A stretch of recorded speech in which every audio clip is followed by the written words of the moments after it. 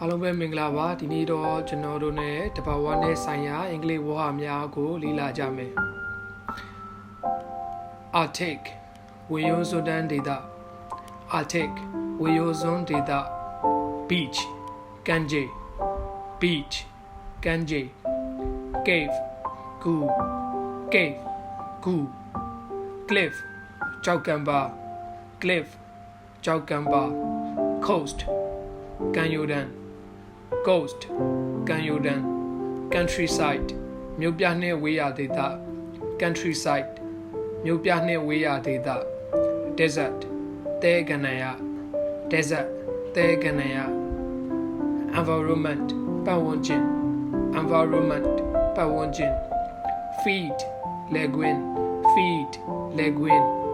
Forest တော Forest တော Hill တောင်တန်း Hill တောင်တန်း Island ကျွန်း Island ကျွန်း Lake ရေကန် in Lake ရေကန် in Land ကုန်းမြေ Land ကုန်းမြေ Meadow မြက်ခင်း Meadow မြက်ခင်း Mountain တောင် Mountain တောင် Ocean သမုဒ္ဒရာ Ocean သမုဒ္ဒရာ Rainforest ဒီရေတော Rainforest ဒီရေတော River မြစ် River မြစ် Sea ပင်လယ် Sea ပင်လယ် Valley ကြိုက်ဝမ်း Valley ကြိုက်ဝမ်း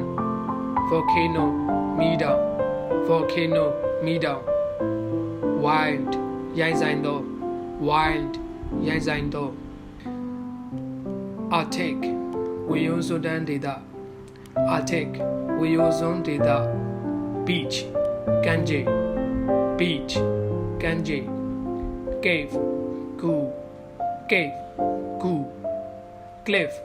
ကျောက်ကမ်းပါ Cliff ကျောက်ကမ်းပါ Coast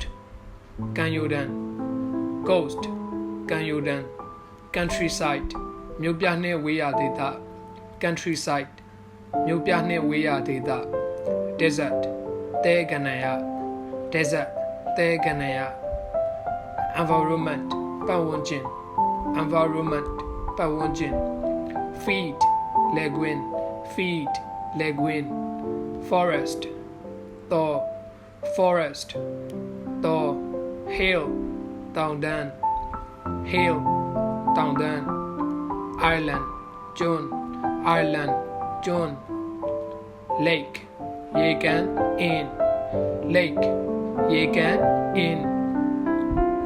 Land ကုန်းမြေ Land ကုန်းမြေ Meadow မြက်ခင်း Meadow မြက်ခင်း Mountain တောင် Mountain တောင် Ocean သမုဒ္ဒရာ Ocean သမုဒ္ဒရာ Rainforest ဒီရေတော Rainforest ဒီရေတော River မြစ် River မြစ် Sea ပင်လယ် Sea ပင်လယ် Valley ကြိုက်ဝမ်း Valley ကြိုက်ဝမ်း